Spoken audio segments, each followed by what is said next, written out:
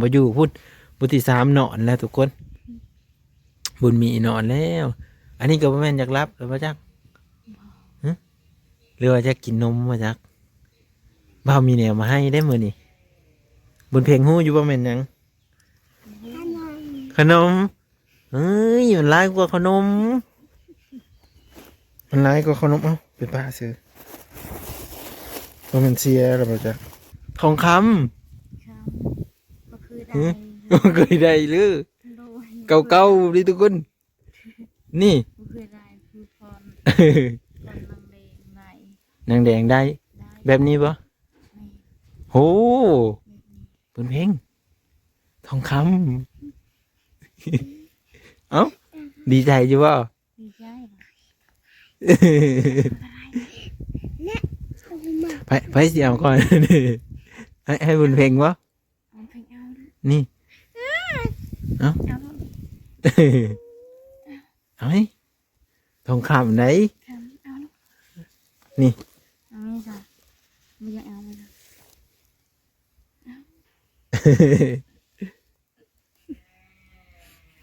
เอาละ บุญเพลง ไม่ไปก็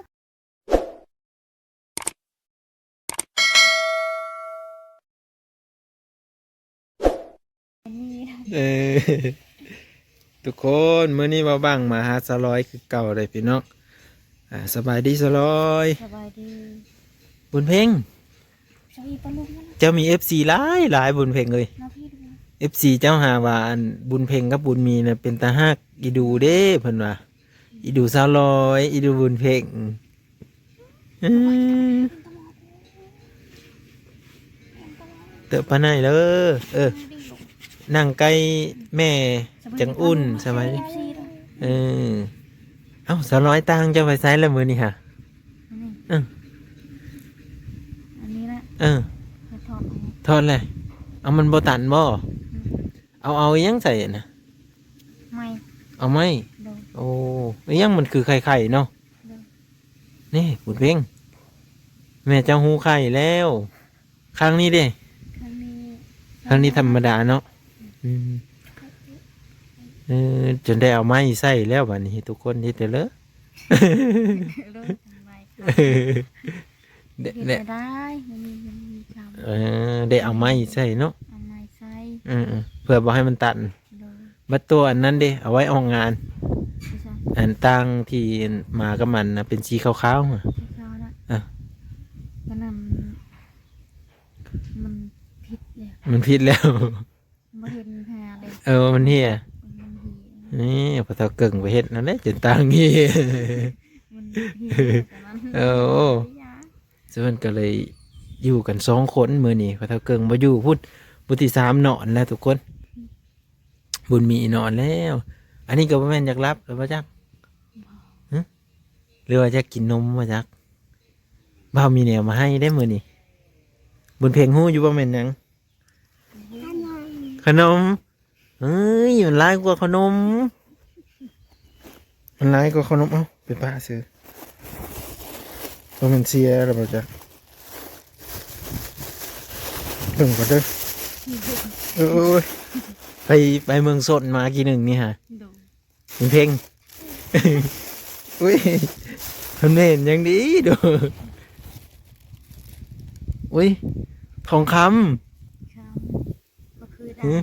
ำ เคยได้หรือ โดน เก่าๆดิทุกคนนี่ ก็คือได้คือพรนางเลงไหน นางแดงได้ ได้ แบบนี้ปะ ไม่ โหเป็นเพลงทองคำ เอ้าดีใจอยู่ป่ะ ดีใจเหรอ ไปเสียงก่อน ให้บุญเพลงวะ เอาเพลงเอาดิ นี่ เอาลูก เอาไหมทองคำไหน ทำเอาลูก นี่ เอาไม่จ้ะไม่อยากเอาเลยจ้ะเอาละ บุญเพลง ไม่อยาก ฮะ ได้ มันอยากได้ อยากได้ตัวละใช้ อ้าวบ่าวก็มีแค่นี้ได้บ่าวอย่างเงินบ่หลายอันนี้จ้ะ บุญเพลง บุญ เบิ่งนี่ว่าวเราตั้งใจซื้อเอาทองคำ99พุ่นมาให้นี่นี่เห็นบ่เนาะ เอาไว้ซะ คำ99มื้อหน้าก่อนเด้อมื้อหน้าว่าวจะซื้อสายขอมาเฮ้อเด้อเงินเดิน YouTube เอาก่อนบางซื้อมาให้ อันนี้ซื้อทองคำมาให้ก่อนนี่โอ้ทุกคนทองคำแค่บังดูบุญเพ็งเคยกินเลยจักเลยอันนี้นะฮะสลอยได้เคยกินอยู่ บ่เคยกิน นี่นี่ไหนเฮ็ดปิ้งนี่ยิ้มได้แล้วแซ่บบ่นี่เอาทองคำมันยังก็กินได้ เสร็จอันนี้ทองคำกินได้ แซ่บบ่ นี่แซ่บเป็นว่ะเอานี่แกะให้แม่ดูแกะให้แม่ให้บ้าเบิ้งดูแกะเป็นวะแกะแหละป้อนแม่เด้อป้อนบัดหนึ่งเฮ็ดแกะเป็นวะปึ๊บนี่เอาป้อนดูหักเครื่องก็ได้เอามัม นี่โอ้จบป้อนแม่ก็เป็นนะทุกคนเมื่อนี้เลยอันซื้อขนมมาฝากแต่เพื่อนช็อกโกแลตแต่บ่ฮู้ว่าสิพิษไอพิษหวัดเพิ่นได้บ่นี่ อันนี้บ่ได้เป็นหวัดติขายอยู่ทุกคนบ่ได้เป็นหวัดนี่ใช่บ่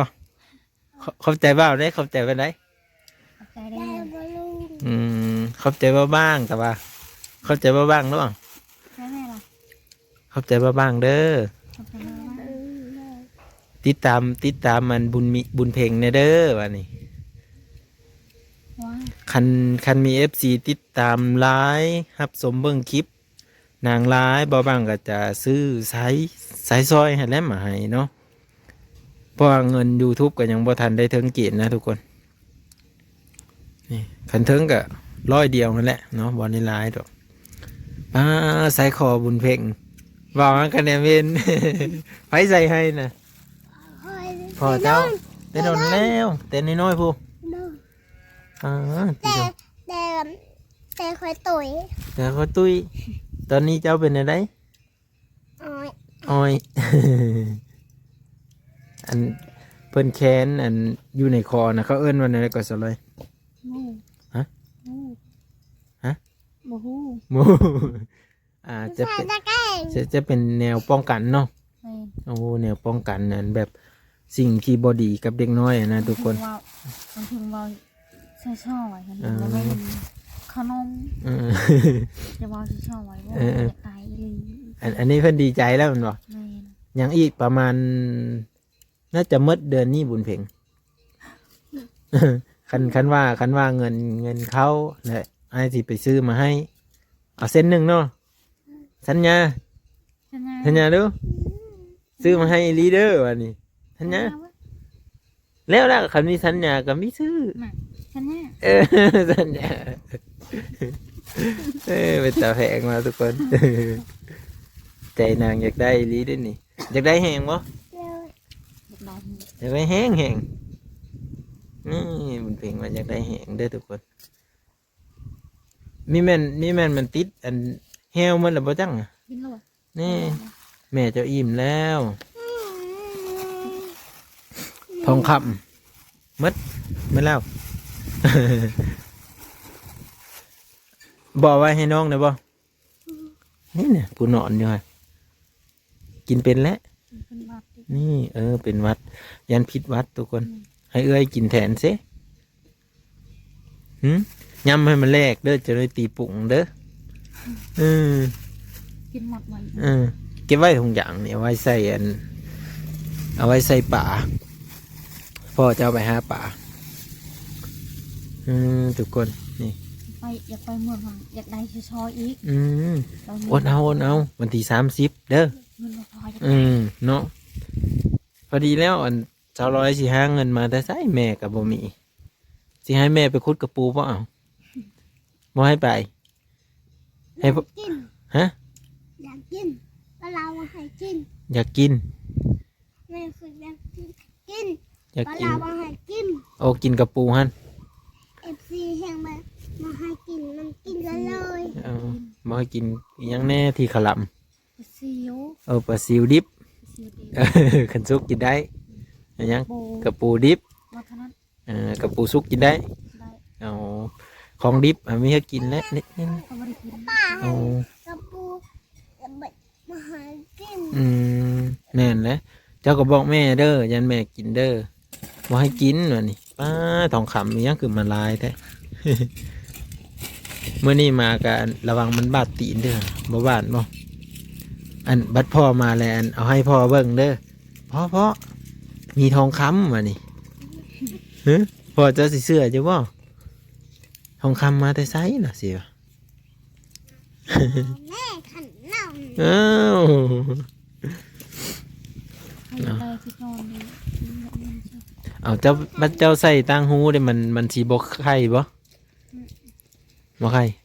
โอ้อันนี้หูเพิ่นไข่นะทุกคนมันเป็นเรื่องนอนกลางคืนก็เจ็บบ่ บ่ได้กิน เอาบ่ได้เจ็บทุกคน ใส่น้ำหอม นี่บัดอันนี้เพิ่นให้บ้าแล้วเพิ่นบัดนี้คือบ่ให้ตอนยังเป็นขนมหั่นเนาะบ่เห็นเลยได้นี่รับตาดิรับตาสิลินมันจะกดให้เบิ่งนี่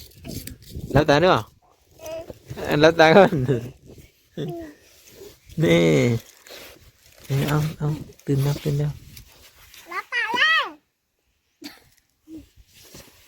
นี่เอามาเบิ่งบัดนี้1 2 3เอามาเลย เอามา เอามาเลยมันเพ่ง เอามันเป็น มันเพ่งออกมานะมี่บ่เห็นแล้วพอได้ให้เลยทุกคน แหวะออก หรือ มา หรือว่าเว้าดังโพดวะเว้าดังแล้วเพิ่นตื่นเอานอนบุญเพ่งอ้ายจ๊ะเอ๋ เขาอยากจงไว้ให้เจ้าอยู่ กินเหล้ากัน ฮะ กินเหล้ากัน นี่เงินก็มีนี่คำก็มีนี่ฮะสีเงินสีคำเต็มอยู่ ใส่คำแบบ เนาะสีคำแบบนี้ ใส่หู เออ แต่แบบนี้เลย สีแบบนี้บ่ ใช้ได้อันนี้ สีมันนี่ไอ้สีจัก ข้านเนาะ มันมีฮอดแสนแต่ว่าบ่ฮอด200เนาะเส้นไปประมาณ300อ่ะ 2,000 300 บาท300 บาทนี่น่าจะได้แหละของเกนะทุกคน รอ ตัว ท่า น้อย น ได้เป็นตัวใหญ่ ตัวใหญ่กับบ่ได้ห้องสาวแดงดิสาวแดงเลยป่ะ ของชาวเรงแบบนี้แล้วนี่ สีแบบนี้เลย แม่น เอ้า แบบนี้ โอ้ยเสียดายเจ้าผมเอาไว้อีกทีหนึงนี่เจ้าก็ไปเว่าสู่ผัวพังนี่ก็ได้คำเก่าของแท้ได้คำเก่าฮะคำประเทศลาวฮะ เนาะไอ้ลอย เธอไป อย่านอนแล้ว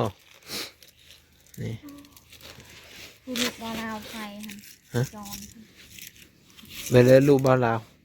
เพิ่นกมานะ ผู้ลูกสาวไทย โอ้เพิ่นกมาพี่บ่ แม่น โอ้อันสลอยเพิ่นก็เห็นลูกบ่าวลาวใส่แล้วเพิ่นก็อยากได้นี่เพิ่นน่ะอ้าวให้แล้ว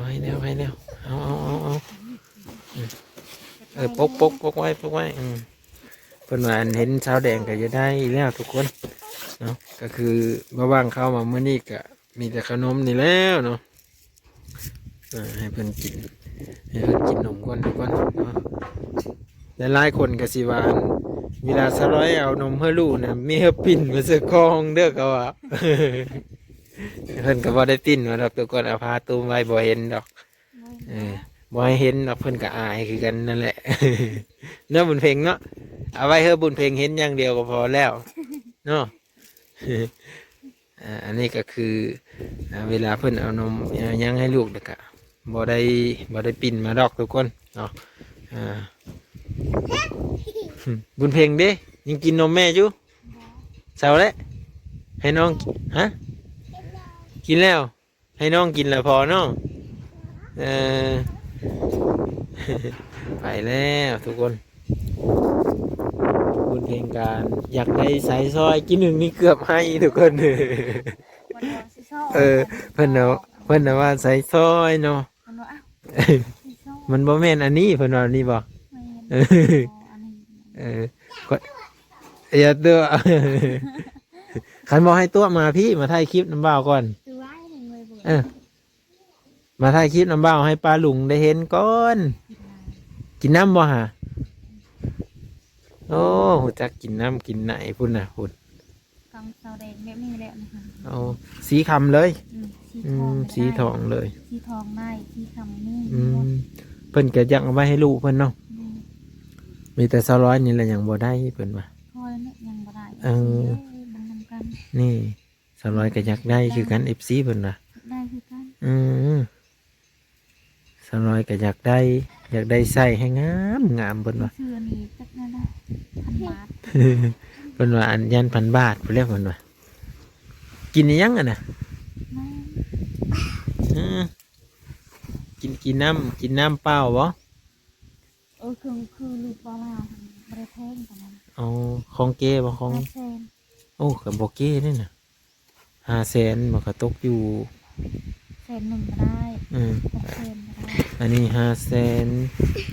ได้ 200ว่า100,000ก็ได้ ทำ อยู่ห้านเลยสมมุติจะไปซื้ออยู่ในตลาดพุ อยู่ตลาด โอ้อยู่ตลาดทุกคนวันที่อันซื้อต่างหูอะนะอยู่ในตลาดเมืองสนเนาะราคานี่ก็ประมาณ200นี่แหละ200คันว่าตัวใหญ่ๆเนี่ยก็300ตัวน้อยคนละอยากได้ตัวน้อยตัวมันเป็นวงบ่โอ้ตัวมันเป็นวงองค์บุญเพ็งนี่แหละอยากได้ใส่ซอยพระนั่นเนาะพระวันเกิดมั้นางเกิดวันไหนฮะวันยังเจ้าเกิด วันที่6 วันที่6อีลีบ่ ว่าอันบุญเพ็งอยากได้ใส่ซอยเนาะใส่ซอยที่มันแค้นนั่นแหละก็น่าจะเป็นพระประจำวันเกิดเนาะไผที่ไม่ได้สะ พระแหละ พระในพระก็แค้นคอนี่เหรอพระวันเกิดนะวะหรือพระอีหยัง นี่พระแบบนี้ พระสีทองนี่สีถึกใจอยู่บ่เธอบ่าวซื้อมาให้ดิ ถูกใจว่าล่ะ อันเป็นซ้ายนี่ได้ซ้ายสีดำบ่ ถูกใจ โดย โอ้สายสีดำเด้อบางที นี่แบบนี้แบบเสื้อเจ้า แบบเสื้อนี่เลยสีดำเลย นี่ดูนี่ แบบสีแดงนี่เลย โดย มันสีมีสายสีแดง นี่ค่อยเห็นแล้วตัง เห็นเลย ตังตลาด โอ้มีแต่บ้าวสีมานี่เล่นนี่บ้าวเห็นอยู่สีแดงนี่ว่าสิมาแก้อย่างนี้เด้อ ว่าสิให้อันพ่อเจ้าผูกใส่อีกผูกใหญ่ๆเลย จะเป็นสาวเลย เด้อเอาว่าไปนะ บ้าวสิซื้อเอาแต่ผ้าละไม้เด้อ มาเสือกเลยให้พอเท่ากึ่งเอาตัวนี้ เอาแล้วว่ะแล้ว มันเพลงการอยากได้สายซอยเนาะสายซอยสีแดงผู้ได้ผลมาเนาะเอาแค้นหลายๆปีแล้วเนาะแค้นเป็นสาวคนอย่างแกอ๋อ เนาะตัวนี้นี่บ่ขาดแน่นอนตัวนี้บนเพลงนี่เสือกนะบ่ขาดแน่นอน มาโดยเงิงเลยนี่ เออเออ เดี๋ยว เด้อบัดพุ่นแหละบัดเบาได้เงินพุ่นแหละยังซื้อมาให้ประมาณวันที่30เอาซื้อใส่ซอยอะไรบัวอยากได้เสาอยากได้อีกเลยฮะ เป็นตาเปลี่ยนมา เสาอยากได้หรือว่าบัวอยากได้ อยากได้นี่อดใจรอเด้ออดใจไว้ก่อนอดได้อยู่ที่ฮะนี่เบาก็บ่มีเงินนะเด้จ้ะอดไว้ก่อนเบาได้เงินจาก YouTube พุ่นแหละจึงสิซื้อมาฝากฮะ มันเพียงก็ค่อยอดบ่ได้แล้วอะ ได้ เนาะ ได้ อดได้เนาะอดได้แมันบ่อดได้อยู่ทุกคนแม่นยังติดขาน่ะนี่หลายวะนั่นติดหลาย บุญเพ็งก็ไปวะไปดองวะเมื่อคืน มือนี่ค่อยไป มื้ออื่นไผสิอยู่นะแม่ ทันแม่ไปนั่งมือดันแม่ไปน้ำค่อยแล้วก็พ่อเลยก็น้องเลยค่อย น้องกับไปบ่ เลยก็แม่เลยก็พ่อเลยก็ค่อยแล้ว คนร้ายบ่ มือหนีเขาไล่เพื่อน เมื่อวานนี้ เพื่อนผู้สาวไล่ ผู้สาวผู้บ่าวเด้ บ่เห็น โอ้ย ผู้บ่าว ผู้บ่าวแห้งไรหั่น ผู้บ่าวล่ะ บัดแม่เจ้าไปเห็นผู้บ่าว เจ้าไปเห็นผู้สาว มันแม่นอยู่บ่อันนี้ ผู้บ่าวอยากกินเบียร์นั่งกินเนี่ย อยากกินเบียร์อีก กินได้บ่เบียร์ กินได้ เอ้ยอย่าพากินเด้อให้ใหญ่ก็เด้อใหญ่เป็นสาวพุ่น จนสาวปลายปีพุ่นจะกินเด้อ สอบปะ ฮะ เร็วทอดปะไหนเพื่อนมี ไปกิน เบียร์เอ้ยไหน พอดีแล้วเขาจะไปกินเบียร์แม่เจะสิได้ลูกเคยอีกแล้วมานี่เจ้ามาเบียร์หันพอดีแล้วผู้บ่าวเขาเอาไปเจะบ่ยานบ่ ผู้บ่าวบ่มีเหรอ อืมแม่เจ้าก็สิได้ลูกแม่เจ้าก็สิได้ลูกเคย อันนั้นเราเดมันแสบ ฮะ เราเดมันแสบเรา เราบะลองฮะ มันแสบแบบ กะไปภาษาเลี้ยวนะวะ แบบนี้ เออ เดินเป็นผู้หญิง บ่าวก็มีหูจักภาษาเด้อ อะไรกับผู้บ่าวอะไรกับแบบนี้ เออ ลายคนลายลาย ไรมีแม่นเป็นลักกินเบียร์นำเขาแล้วบ่หันเอ้อ กาเยตากาเยฉัน เอออย่าไปกินเบียร์เด้อเมาเลยได้กินเบียร์ได้เมาแล้วได้แต่เบิ่งจังหน่อยพอจะย่างมาแล้วเมามาบุญเพ่งนี่เลยเราห้องเสือแต่เสียนั้นจะบ่ย่านบ่เราเมา เพิ่มกลางมาถูกกันเลยกลางมาถูกกัน ถ้ามันติดน้ำเละไอ้ยะจะมาหาอะไรตัวนี่เงยเบียไปเจอเบียเยอะจับ ไปเลยไปเลย พอ พ่อนะบ่ มันหายพอ พ่อนะเอาเงินไปซื้อเบียร์ มาเฮ็ด นี่ นั่น อย่างนี้ เอาพอไหม โยอยากได้พ่อไหมพ่อไหมเนี่ยได้พ่อพระเท่าเก่งเลี้ยงจนใหญ่เลยเอาพ่ออันนี้เลยอ้าวเจ้าก็ตั้งน้ำให้เรากินมาดิเราเท่าเลยเด้ มีแต่เจ้าเลยสิเอาผัวเจ้าใหญ่มากันเลย เอาผัวมาเฮ็ดนาสู้พระเท่าเก่ง ยืเพื่อนมันบ่ไป มันว่าไป นี่เจ้าก็แพงเรายุแพงอยู่บ่พ่อฮะ บ่เอาพูดมา เอาผัวใหม่นี่ พอมาแล้วก็เอาพูดมา นี่เจ้าใหญ่พุ่นแล้วจังเอาผัวใหม่ บุญเพ่งก็เอาเป็นเนาะบุญเพ่งเนาะ อันนั้นพอมานะพอขี่พอนั้นให้เอาพวกข่อยไม่อยากเอาข่อย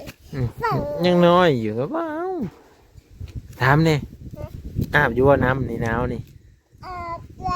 ว อาบได้ มือนี้เลยอาบได้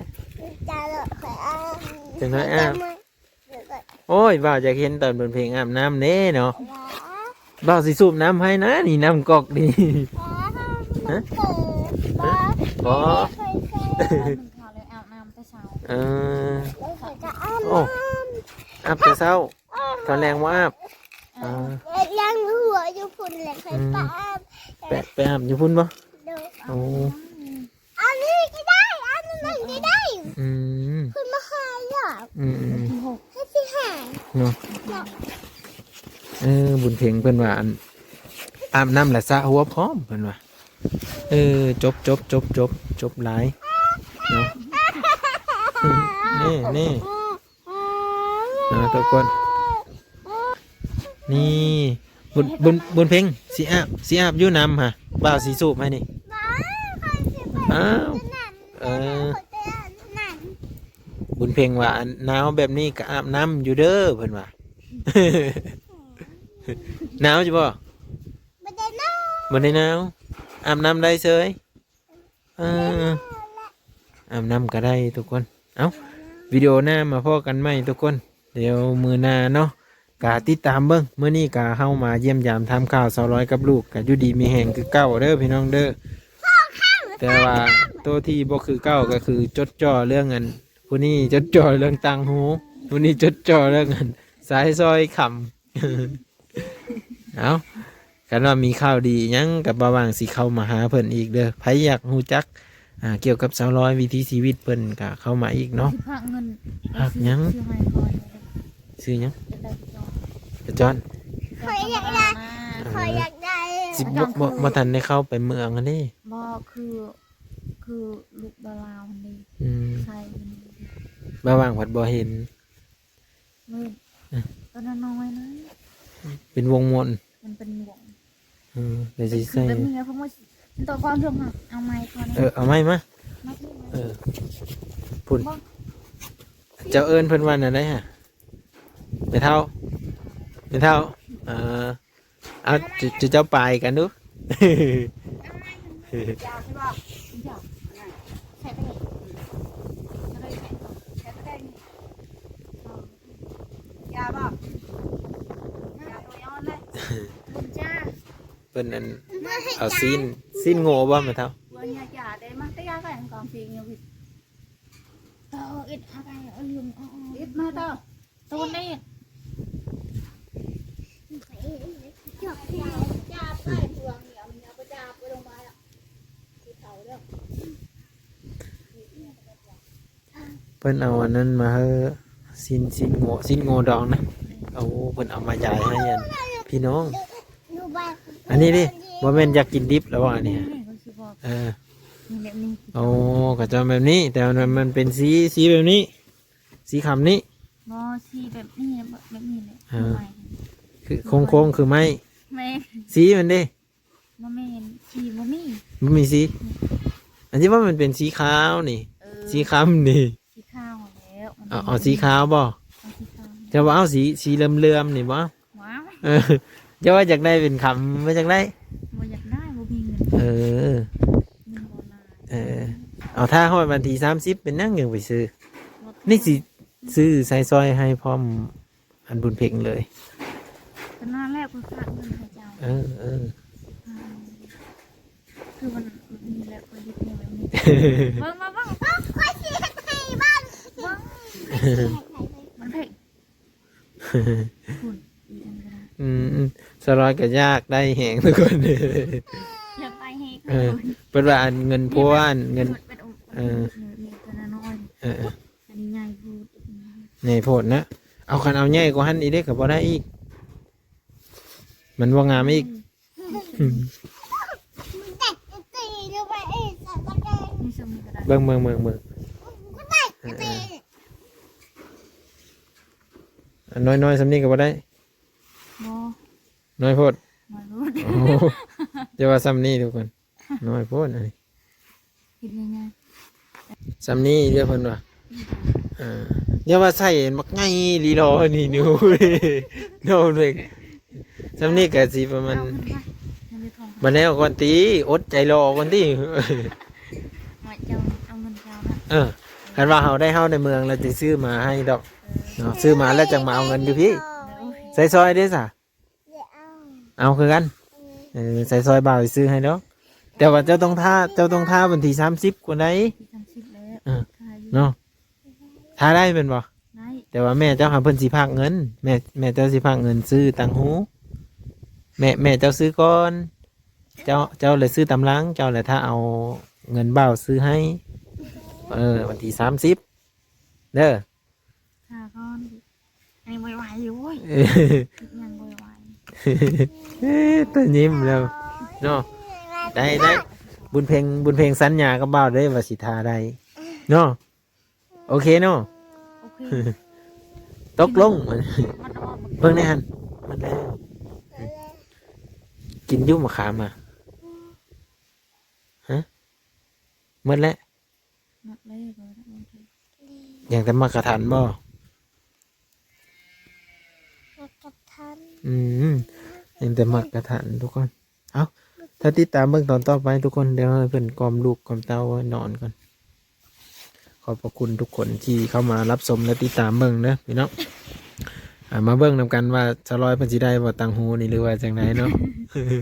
เอาติดตามตอนต่อไปเด้อพี่น้องเด้อ